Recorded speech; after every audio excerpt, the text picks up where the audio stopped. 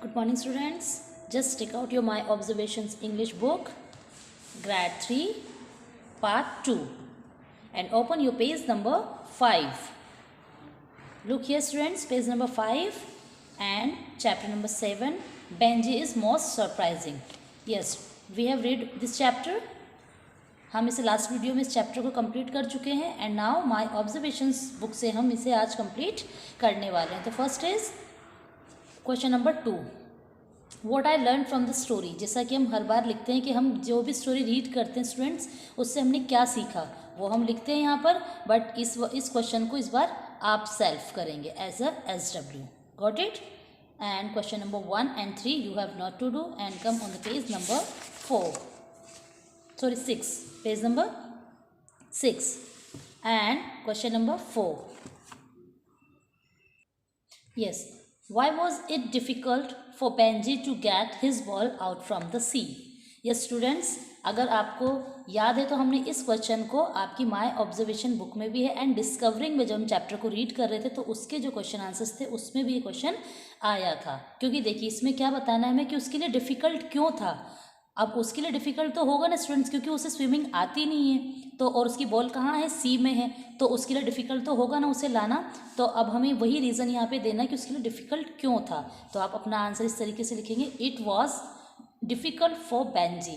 ये बेंजी के लिए डिफ़िकल्ट था to take the ball from the sea. Sea से क्या लाना, ball, because he could not swim, क्योंकि वो स्विम नहीं कर सकता था, इसलिए उसके लिए डिफ़िकल्ट था. तो ये आपका क्वेश्चन नंबर 4 का आंसर. एंड क्वेश्चन नंबर 5 आपको नहीं करना है, हम आ जाएंगे क्वेश्चन नंबर 6. देखिए, why was everyone surprised when Benjy began to swim. अब क्वेश्चन आता है कि सभी, मतलब जितने भी मेंबर्स वहाँ पर थे, बेंजी के फैमिली के जो मेंबर्स थे वो सभी सरप्राइज, आश्चर्यचकित में क्यों थे, क्योंकि उसने क्या किया था, स्विम किया. तो उसको देखकर वो क्या थे, सरप्राइज थे. How did Belinda and Mike react, means उसके डैडी का, बेलिंडा का एंड माइक का रिएक्ट कैसा था जब उन्होंने उसे स्विम करते हुए देखा. स्ट्रेंज तो होगा ना स्टूडेंट्स, क्योंकि कोई चीज़ किसी को नहीं आती और सडनली बिना किसी से सीखे या प्रैक्टिस किए हुए उस चीज़ को कर जाना, तो वो तो आपको सरप्राइज होगा उस चीज़ के लिए. तो देखिए आप किस तरीके से लिखेंगे, every one was surprised. First of all क्या लिखेंगे, every one was surprised that Benji was swimming while he could not swim. क्या था उनके लिए सरप्राइजिंग, कि बेंजी को स्विम करना नहीं आता लेकिन फिर भी वो स्विम कर रहा है. एंड बेलिंडा शाउटेड, तो इस चीज़ को देख करके बेलिंडा क्या हुआ, खुशी से चिल्लाया. एंड फादर अन, जो डैडी थे, was very proud of him, और जो डैडी थे उसके, उन्हें क्या हुआ, उसके ऊपर बहुत ज़्यादा प्राउड फील हुआ. Page number 6 complete. एंड हम आ जाएंगे 7 ना करके पेज नंबर 8 पर. Got it students, page number 8. अब यहाँ हम आपके प्रीपोजिशंस करने वाले स्टूडेंट्स, जो कि हमने रीड किए थे किसमें, डिस्कवरिंग बुक में. तो क्वेश्चन नंबर 9 पर आप देखिए, read the sentences given below, fill in the blanks by using usable preposition from the box. आप यहाँ पर बॉक्स में प्रीपोजिशंस देख रहे हैं स्टूडेंट्स, इनकी हेल्प से हमें ये फिलअप्स कंप्लीट करने हैं. तो first is, Mike was trying to swim. यहाँ लिखेंगे आप अंडर वाटर. माइक कहाँ स्विम कर रहा था, पानी के अंदर था ना वो, क्योंकि उसे तो आता था स्विम करना, इसलिए trying to swim under water. ठीक है, पानी के अंदर जाने की वो और भी कोशिश कर रहा था. Second is, Belinda was floating peacefully on her back. यहाँ क्या प्रपोजिशन लिखेंगे आप, on. Next, Benji looked at his ball. यहाँ लिखेंगे आप 8. Next, Benji went further into the water.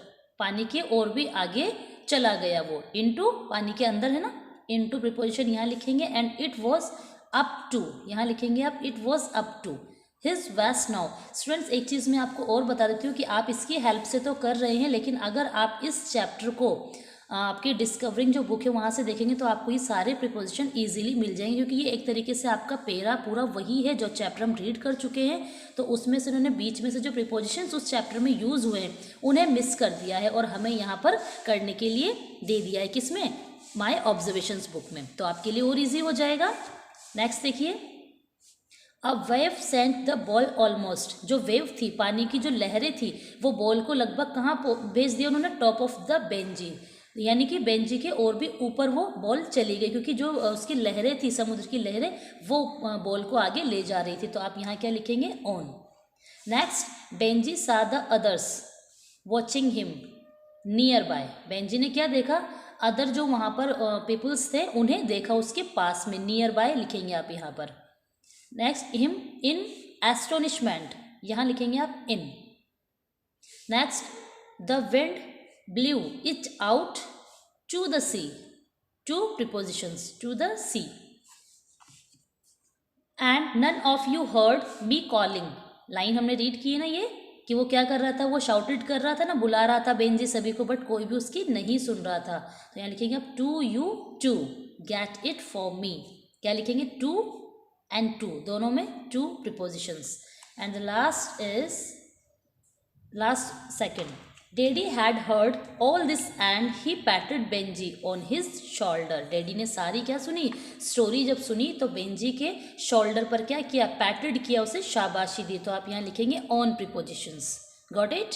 And the last one is you were sensible enough to, to preposition, stay there once you were in, यहाँ to और यहाँ पर इन। Okay, इस तरीके से आपके प्रीपोजिशंस कंप्लीट होते हैं। एंड हम आ जाएंगे पेज नंबर 10 पर। Page number 10, yes. अब यहाँ कुछ MCQs आप देख रहे स्टूडेंट्स, इन्हें कंप्लीट करेंगे। First is, in the story Mike didn't hear Benjy as he was trying to. Yes, इस स्टोरी में माइक ने किसकी स्टोरी नहीं सुनी? बेंजी की। As he was trying to, क्या कर रहा था वो? डिडेंट हियर नहीं सुना था ना, तो swim under water with him, वो कहाँ था? क्या करने की कोशिश कर रहा था? Swim under water with an means swim करना चाह रहा था वो पानी के और भी अंदर, किसके साथ? अन, जो डैडी थे बेंजी के, उसके साथ। Second, play in the sand with him, या वो सैंड के साथ में खेल रहा था वहाँ पर जो मिट्टी थी। या catch the ball in the sea, या उसे वो पकड़ रहा था बॉल को। नहीं, swim under water with him, वो पानी के और भी अंदर जाने की कोशिश कर रहा था। तो आपका ए ऑप्शन जो है वो करेक्ट है। Okay, next is, the author has described Benjy as a and boy, means author ने डिस्क्राइब किया है कि बेंजी को कैसा बॉय बताया है इस चैप्टर में, इस स्टोरी में। Timid shy, timid spoiled, brave strong. No, तो ऑथर ने उसे टिमिड स्पॉइल्ड बताया, जो कि वो पहले था। कब था? जब उसे स्विमिंग नहीं आती थी, उससे पहले वो एक टिमिड स्पॉइल्ड बॉय था। बट उसके बाद में क्या हो गया? वो brave boy. Question number 3, the word marvellous means, आपको यहाँ पर मार्वेलस का मीन्स बताना है, जिसका मीन्स होता है आपका excellent, not a sad or not a bright, excellent. Question number 4, Benji felt proud of himself because, क्यों हुआ था उसे अपने ऊपर प्राउड? देखिए, he managed to swim a little, first में ही आपका आंसर कंप्लीट हमें मिल गया है। ही मैनेज्ड, क्योंकि उसने इतने छोटे होते हुए भी और उसे स्विम नहीं आती थी, उसके बावजूद भी उसने क्या किया? मैनेज किया स्विम करना। ए ऑप्शन आपका करेक्ट है। Next, in the story the word which means to stop breathing, आपको इस स्टोरी में स्टॉप ब्रीथिंग का मीन्स बताना है कि कौन से वर्ड से उसको क्लियर किया गया। Option A choked, B yelled and C sensible. तो आपका ऑप्शन ए करेक्ट है। ऑप्शन ए देख रहे हैं आप, क्वेश्चन यहाँ है क्वेश्चन नंबर 5, स्टॉप ब्रीथिंग का मीन्स क्या है? Option A is the correct answer. And now come on the page number 11। Yes, question number 6, Belinda called Benjy brave because, Belinda ने उसको क्या कहा? बेंजी को ब्रेव, क्यों? ही स्वेम बाय हिमसेल्फ, हमें यही मिल गया स्टार्टिंग में, क्योंकि उसने क्या किया? स्वेम किया, मीन्स वो तैरा समुद्र में हिमसेल्फ, खुद की ही हेल्प से, ना कि किसी और ने उसे सिखाया या उसे बताया। ऑप्शन जो 6 में आप देख रहे हैं ए, ये आपका करेक्ट है। एंड 7 पर आप आ जाएंगे, daddy called Benji honest because, daddy ने उसे क्या कहा? ऑनेस्ट कहा। बिकॉज, क्योंकि Benji did not pretend and told the truth, क्योंकि बेंजी ने क्या किया? उसको वो पछतावा नहीं रखना चाहता था, इसलिए उसने पूरी जो स्टोरी थी कि वो किस तरीके से उसने स्विमिंग सीखा, वो पूरी स्टोरी उसने क्लियर बता दी, इसलिए डैडी ने उसे ऑनेस्ट कहा था। या Benji accepted that he could not swim, या उसने एक्सेप्ट कर लिया था कि मुझे स्विम नहीं आती।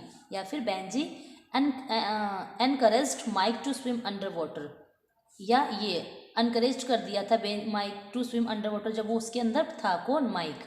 तो आपका ए ऑप्शन जो है ये आपका करेक्ट होगा। नेक्स्ट 8 क्वेश्चन पर देखिए, Benjy became determined to practise swimming every day because. Option A, daddy praised him for his honesty and bravery, daddy ने प्रशंसा की उसकी ऑनेस्टी और ब्रेवरी पर, या he had forgotten how to swim, या वो भूल जाए कि उसने कैसे स्विम किया है, and last he wanted to prove that he could swim better than Mike, या वो क्या प्रूफ करना चाहते थे, क्यों कहा था कि ताकि वो स्विम करे किससे, माइक से भी बेटर कर सकता है। तो आपका ऑप्शन सी जो है स्टूडेंट्स क्वेश्चन नंबर 8 में सी ऑप्शन करेक्ट है। Got it.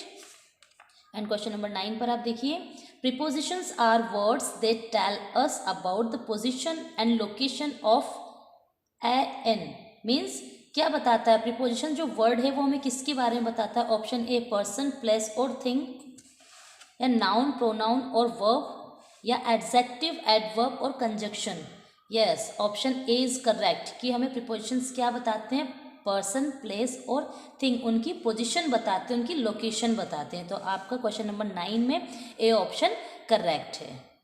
And the last one is words that join two or more parts of a sentence are called. हमें बताना है इन तीनों ऑप्शंस में से कि वो शब्द बताइए जो दो शब्दों को या दो सेंटेंसेस को क्या करते हैं, जॉइन कर देते हैं, जोड़ देते हैं, उन्हें हम क्या कहते हैं। A, conjunctions, B, adverbs, C, adjectives. Yes, conjunctions, that is called conjunctions. Option A is correct. Yes students, इस तरीके से आपका ये चैप्टर कंप्लीट होता है। हमने माय ऑब्जर्वेशंस बुक में भी कंप्लीट किया, डिस्कवरिंग में, एंड आपका नोटबुक भी कंप्लीट है जिसमें हमने लास्ट वीडियो में new words and word meanings किए हैं, और डिस्कवरिंग बुक में जो आपके क्वेश्चन आंसर्स है वो आपको नोटबुक में कंप्लीट करना है, क्योंकि मैंने बुक में कंप्लीट करवा दिए हैं। Got it students? Okay, thank you.